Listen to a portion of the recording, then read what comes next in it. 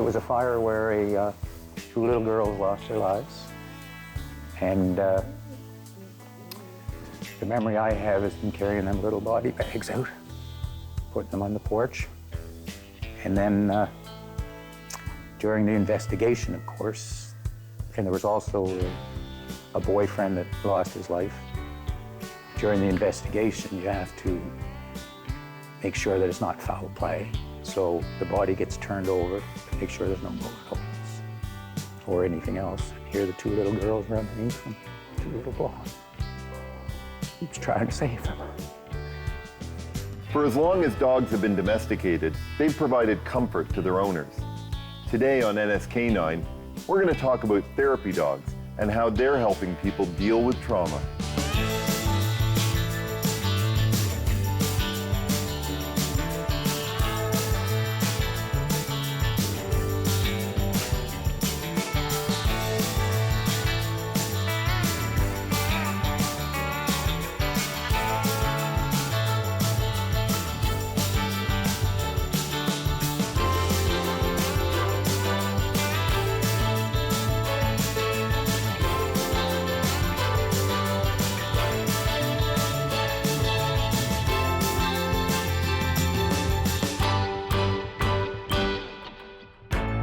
Newt isn't your dog. No, it's Annette Thompson with HRM. She brought him down when we had an incident, and she helped me through a lot. I come into the fire station when we lost a colleague to suicide, and I had to put my big boy panties on to come into the fire hall because I was going through PTSD at the time. Anyways, I did. And I sat cross-legged. She immediately come over and sat right in my lap. And I said to Annette, I said, does she sense that I'm upset or does she sense that I like dogs? She said, probably does. Engine 3, Engine 5, you want me to relay? So originally we had Dalmatians in the fire stations, and they were actually to be with the fire department horses, not anything to do with comfort for the firefighters. They were our first sirens. They ran in front of the fire trucks and told people to get out of the way. And they were also companions for the horses. So the horses were notoriously scared of fire and any type of smoke, so the Dalmatians would be there with them to assist them and to be their comfort dog. Yeah, so they were the original comfort dog. They were the original comfort dog for the horses. Annette called and asked if I would like Newt to come to the funeral to be with me. And I said, yeah, it's, you don't have to. She said, no, I insist. I said, okay. So she did, and she was assigned to me for the whole funeral. And she was amazing. What difference did that make? Like, when I was getting upset, she would lean against me and literally lean so hard, make me take a step. So anyways, I would pat her. And then she would calm down and stop leaning. But just that she was able to sense the emotions was amazing. And patting her was a distraction, It's just like any kind of mental illness. If you have a distraction, it helps. Yes, a good girl. That's a good girl. My favorite girl. It's no longer horses that require emotional support in firehouses. It's the brave men and women who are all too willing to put their lives on the line to save others. The things they see and do come with a cost, and programs like Halifax Fire's Critical Incident Stress Management Program are trying to support firefighters in the Halifax region and beyond. Every 9 days in Canada, there's a suicide from a first responder. So it's a real serious issue. Absolutely, and programs like Critical Incident Stress Management and peer support have a great impact. We're all volunteers, so we carry a cell phone with us for a 2-week period. So during that 2-week period, if there's some type of disaster or call that we've deemed the firefighters may need a little bit of assistance with after the fact, we get a phone call. We're on call 24/7. If I'm at the fire station, then I have a therapy dog with me at the station, and we then go and we do either a diffusing or a debriefing with the firefighters. Supporting emergency service personnel through dedicated volunteer stress management teams, drawn largely from the ranks of members, is relatively new. Different approaches are used, and those approaches now include dogs. Well, it was an initiative of Annette through our critical incident stress team, and something that she saw value in. And obviously, when you're experiencing stress and have just removed yourself from a traumatic incident, you see people in uniforms and suits, or more people in an official capacity coming to meet with you. The dogs can be a distraction from that, and can bring some sense of relaxation, distraction, or comfort in times that are challenging. No. There's little by the way of formally recognized programs to train therapy dogs. Annette's first dog, Ripley, was trained through the St. John Ambulance program, and she's since worked with trainers to adapt that program to meet the needs of the fire service. Our dogs do a lot of training with just personal interaction, basic obedience, the ability to be touched pretty much anywhere. They love to be touched, and that's so very important. And then we also do training with them when we're doing training with our crisis team. So when we're in the middle of training for defusings and debriefings, we bring the dogs in so they understand what it's like to be in that kind of an atmosphere. They also spend a lot of time in the fire station with me so that they're used to all the noises and smells of a fire station, and that they find it to be part of their home, even though they could be in any fire station at any time. When they put on their vests, I expect a different level of obedience from them. They can be fun dogs at home, but this morning it was really interesting. I put Newt's vest on, and she sat at the door and waited. Okay. And she knew that we were going somewhere, and we were going somewhere special. Therapy dogs are very different than service dogs. Therapy dogs hold no rights. They're not allowed on buses or in buildings or in restaurants unless they're specifically invited. Our therapy dogs actually have ID tags that identify who the dog is and that they actually are working with us at the time. Hicks and Newt both have therapy dog IDs. So when we went up to corporate security to get the therapy dog IDs, the person up there who was taking their picture was very, very adamant. She was like, "Would you like them to have keypad access?" I said, "No, I think we're going to have a little problem with the numbers on the keypad access." And she just sort of clicked in and went, "Oh, right, yeah."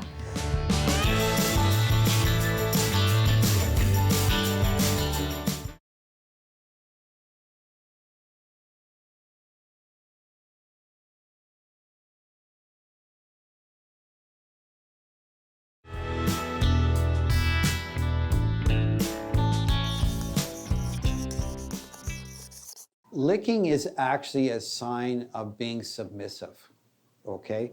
If you see two dogs interacting where one dog is licking the mouth of the other dog, the dog that's doing the licking is the submissive dog, and they're telling that other dog that, yeah, I know you're the boss. So licking is, everybody says it's a friendly thing, but it's just showing that, yeah, I know you're the boss. Oh, there you go. Look at that.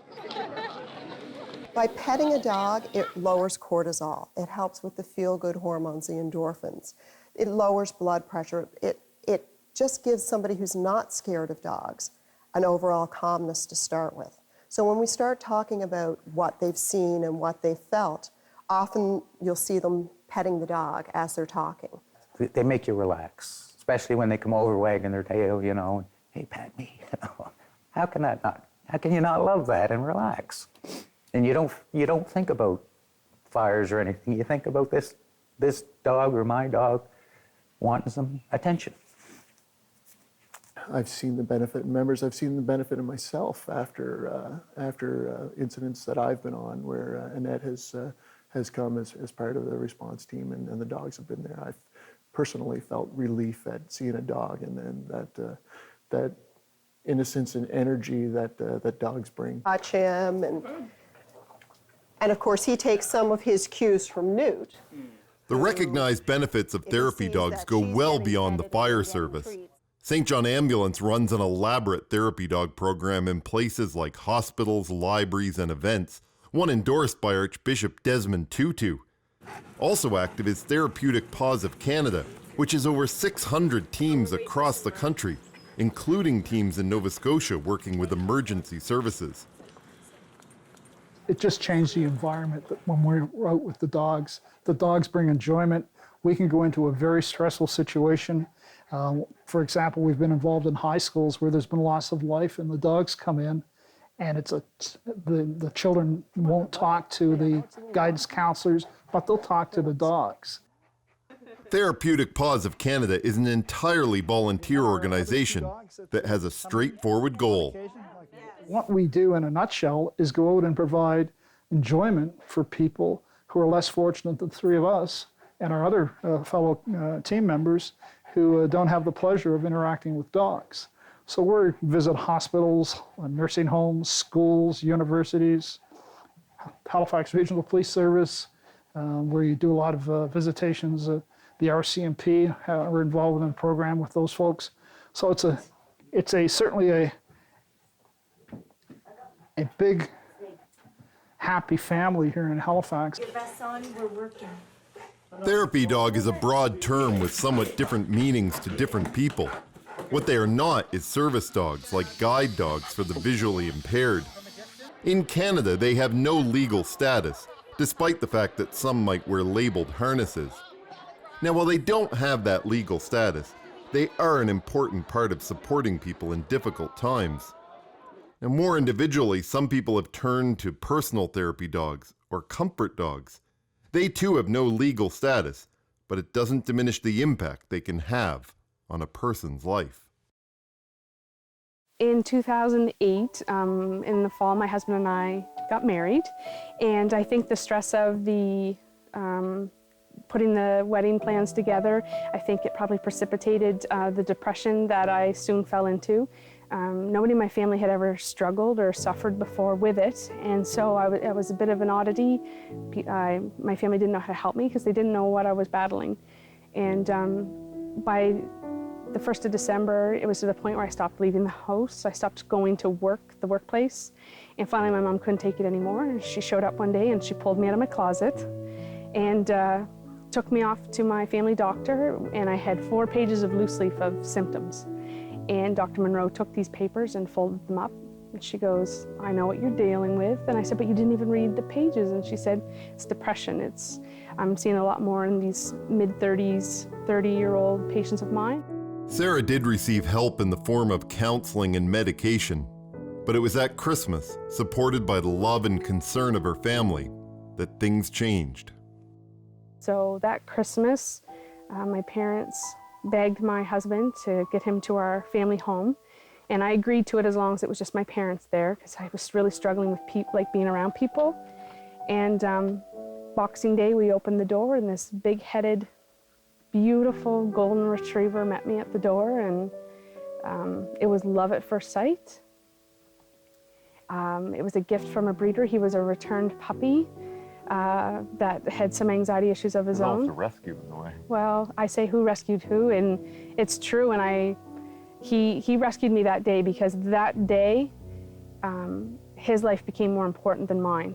Cooper was a difference maker in my life, and you know, I hate to say this, but I'm not quite sure where I would be or if I would be here without him, because I'm not sure how far I would have spiraled. It was bad, and going forward with my depression struggles, they ebb and flow like the tide, and he was like Velcro. If I could have given him another name, it would have been Velcro. He was cemented by my side, and it's amazing the feelings I would transfer to him through the leash, that if I was upset, he knew it, and as soon as I started crying, he was in my face and licking tears, and that was our relationship going forward. Cooper became Sarah's support, always there and always loyal. Sarah took up running, and Cooper ran with her. They had an unspoken bond that helped her get up each morning and face the world with renewed strength. It is incredible to me that my dogs, not just Cooper, the conversation I can have with them without ever exchanging a word. You don't get that with humans, you know. They give you the look of the all-knowing look, the all-loving look. Their heartbeat, their presence, their warmth, it's like no other. It's a bond that I've never had with anyone else. And I always say this about Cooper, it's kind of a sad little story of, you know, play my little violin, but I really feel Cooper was the first time that anyone chose me first, that I was picked first for the, you know, baseball team or whatever. Like, Cooper chose me for his home team, and that's something I'll never forget. It's hard to overstate the difference Cooper made in Sarah's life. She now has other retrievers who continue to watch out for her and choose her first. But in her heart, Cooper will always be the one who saved her. It is 7 months since he's been gone, and I still cry every day. And I live in maybe an irrational fear, but I do live in fear right now. I'm coming into my depression season, and I've not yet battled with depression without him. And it's not that I'm not going to make it, but my drug of choice is no longer here. And I know I'll be fine because I have 2 dogs that love me and a supportive family, but I carry Cooper in my heart, and some days it's just not enough. And I miss his fur, how it smelled. I miss running my hands through his ears, because that was keeping my hands busy, kept my mind busy. And he's missed beyond words.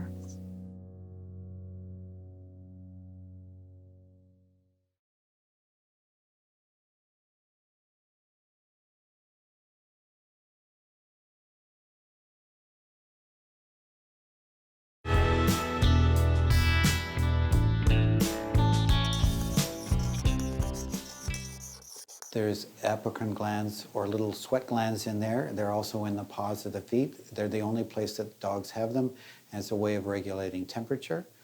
But there's a lot of mucus and saliva, because they're always licking their noses, which traps the little particles that are being scented by the dog and keep it concentrated in that area.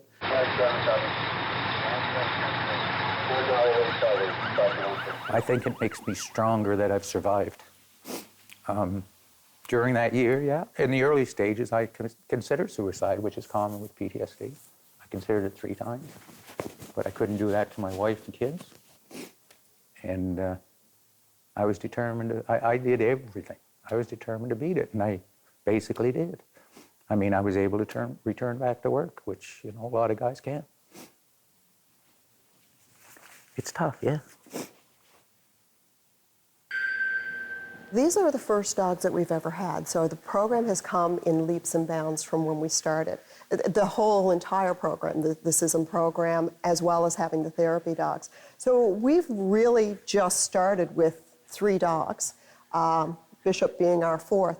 So we've come a long way in understanding what we want for training, where we would like the dogs, and we're now starting to get other members of the crisis team who are already trained in doing diffusings and debriefings, getting ready to have them as handlers. So it's still a process, it's still in its infancy, but the big problem, or not big problem, the big proponent of our team is that we are all volunteers, and that's what makes our team so special. For first responders, individuals struggling to face the world, and people trying to deal with the emotional impact of trauma, a light in the darkness is often elusive. But that's what therapy dogs and personal comfort dogs can offer. And for many, dogs provide a respite no human can. I think that Kevin has a very special relationship with Newt. Anytime we're going through Truro, and I have Newt with me, we drop in, we see Kevin, whether he's at work or if he's at home. And the fact that Kevin has now gotten his own dog, it's been fantastic. I've seen her a few times since. Once in a while when Annette's going through town, she'll stop and we'll meet at Tim Hortons, get to see my girl. Yeah, but it brings back emotions that she's so sharp on picking up. So is it hard seeing her? Does it bring No, back, no. so it's positive? Yes, absolutely. Does Newt bring out the positive elements of what you've gone through? The success of getting through it? Absolutely, and I'll tell you this, when today, like I still suffer from anxiety from PTSD. especially when I'm in a nervous situation, which I had today, getting ready. And, you know, like, I shake. But anyways, and the more I got ready, the worse I got. And I was bad when I got here. And then once I seen Annette pull in, I knew the dog was here. It all went away. He's come so far. If you haven't experienced depression, PTSD, boy. or trauma, Good it can be job. difficult to comprehend, and there's no shame in that. We understand the job of first responders through television programs that have little bearing on reality. And too often we struggle to understand why some people can't face the day. Like, for instance, on TV, like you said, it's glorified, and you watch them fight in the fire. You can see them. That doesn't happen, because the place is full of smoke. And we don't go by sight to go somewhere. We go by feel, because of the smoke you can't see. So, yeah, it is glorified on TV. So, and then you get into fires with death involved, and, you know, that's where it takes its toll. Everyone, you know, your closet fills up pretty quick when you start seeing stuff like that, your mental closet that holds your traumatic experiences. You know, PTSD is common in the fire department. I mean, because you go through so much. All first responders, please, and it's getting worse and worse and worse and worse. And EHS and military, it's becoming more out in the open now. Yeah, because I think it was always there. I think now we recognize that it's an issue. My father fought in two wars, the Second World War and the Korean War, and I'm sure he had it. Yeah. But it wasn't recognized. It wasn't recognized 20 years ago. No. And that's probably why I have it. I mean, 20 years ago it was, oh, that was a bad fire. Here, have a triple and go home and have a sleep. And go home, yeah, right? You're a firefighter. Yeah, suck it up and go home.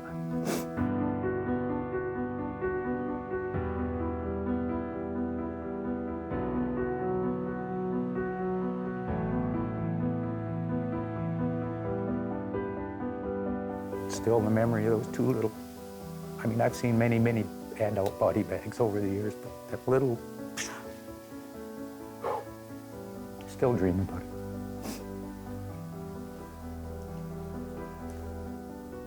And probably always will. Because you carry that with you. Yep.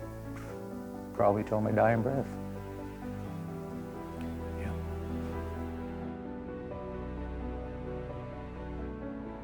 Visit us online to tell us your dog stories for possible inclusion in future episodes. And don't forget to share photos of your canine friends on social media with the hashtag NSK9. Not only did Newt get me through it, but a year and a half ago when our dog found us, we didn't go looking for a dog. And I was still dealing with it. And he's not trained like that, but he could sense, and he would come out sometimes and lay at my feet just for no reason. So I think our dog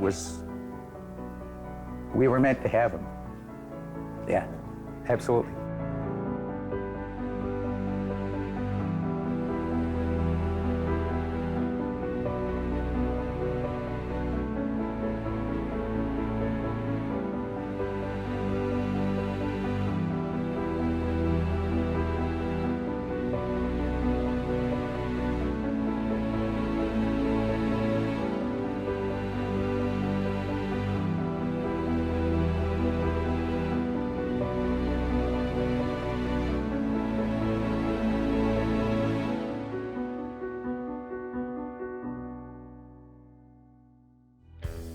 Earlier this season, we met people who left their jobs to work with dogs. Next time on NSK9, we'll meet more people who have found ways to turn their love of dogs into careers. I guess I look at it this way. When people leave their dogs here, they're going away on vacation. And I like to think that their dogs are on vacation as well.